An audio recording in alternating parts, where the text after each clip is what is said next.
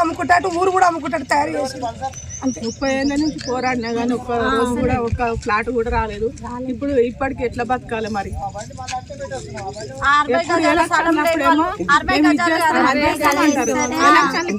Vote వచ్చినప్పుడే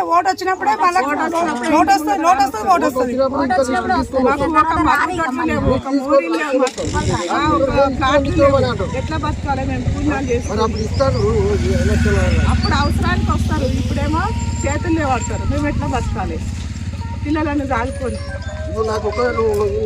ఎంత దూరమైనా సాధిస్తాము. కొడుకులు నాలుగు కూడా కష్టాలు చేసుకొని బతకాలంటే కూడా ఇబ్బందులు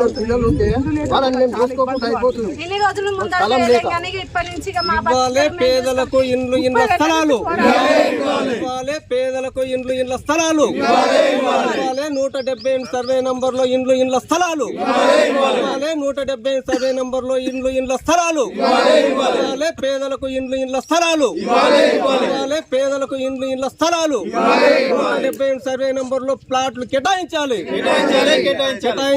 ఇండ్ల స్థలాలకు 170 సర్వేలో ఇండ్ల స్థలాలు కేటాయించాలి. 178 సర్వే నంబర్లో ఇండ్ల స్థలాలు కేటాయించాలి. 178 సర్వే నంబర్లో ఇండ్ల స్థలాలు. ఆ ఆలోచన విరమించుకోవాలని ఈ సందర్భంగా తెలియజేస్తా ఉన్నాం. ఈ ఊళ్ళో ఉన్నటువంటి పేదలందరికీ సరిపడేంత స్థలం ఈ ఏనా మొత్తం ఉన్నది. దీంట్లో ఎవరి పట్టా భూమి అడగట్లేదు. లేకపోతే రాష్ట్ర ప్రభుత్వం చెప్పినట్టుగా సొంత జాగా లేకపోతే సొంత జాగా గవర్నమెంటే జాగా ఇచ్చి ఇందిరమ్మ ఇల్లు నిర్మాణం చేస్తామని ఇలా కాంగ్రెస్ పార్టీ అధికారంలోకి వచ్చే ముందు మేనిఫెస్టోలో పెట్టింది. నియోజకవర్గానికి కొన్ని వందల ఇండ్లు కూడా శాంక్షన్ చేసింది. అయ్యా, మేము కాంగ్రెస్ పార్టీ ముఖ్యమంత్రి గారు కానీ ఎమ్మెల్యే గారిని కానీ మేము ప్రశ్నిస్తూ ఉన్నాం. అయ్యా, జాగా ఉంది ఈ రాయరాపేట గ్రామంలో, మీరు పట్టా భూమి కొనుగోలు చేయాల్సిన అవసరం లేదు. ఈ గవర్నమెంట్ జాగాలోనే ఇలా రాయరాపేట ఉన్న పేదలందరికీ కూడా కావాల్సినంత భూమి ఇవ్వచ్చు, జాగాలు ఇవ్వచ్చు. నువ్వు 60 గజాలు కాదు, గుంటి ఇవ్వచ్చు, 2 గుంటలు ఇవ్వచ్చు ఒక్కొక్కరికి. ఇలా బీబీ నగర్లో అనుభవం ఉన్నది. అదే తెలుగుదేశం పార్టీ గవర్నమెంట్ ఉన్నప్పుడు నల్గొండ కలెక్టరేట్ అప్పుడు అక్కడి దాకా పోయి ధర్నా చేస్తే అప్పుడున్నటువంటి ఉమామహేశ్వరరెడ్డి గారు మంత్రి గారు పట్టామి ఇనకలు ఏతుందో 19 ఎకరాల 20 గుంటల భూమిని పట్టా భూమి చెనగల శ్రీరాముల దగ్గర ప్రభుత్వం కొనుగోలు చేసి అక్కడ 500 మందికి ఇళ్ళ ఇచ్చింది. ఊరయ్యింది అక్కడ.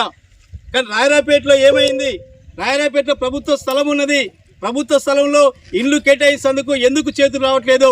ప్రజాప్రతినిధులకు కానీ లేకపోతే రెవెన్యూ డిపార్ట్మెంట్ వాళ్ళకి కానీ మేము అడుగుతా ఉన్నాం. అందుకనే ఈ పోరాటం అనేది పేదలకి ఇళ్ల జాగాలు వచ్చేంత వరకు ప్రభుత్వం చెప్పిన ప్రకారంగా ఇందిరమ్మ ఇండ్లు నిర్మాణం చేయమని ఏదైతే చెప్పిందో ఆ ఇందిరమ్మ ఇండ్లు నిర్మాణం చేసేంత వరకు కూడా ఈ పోరాటం ఆగదు. పేదలందరూ కూడా ఐక్యంగా పోరాటం చేయాలి.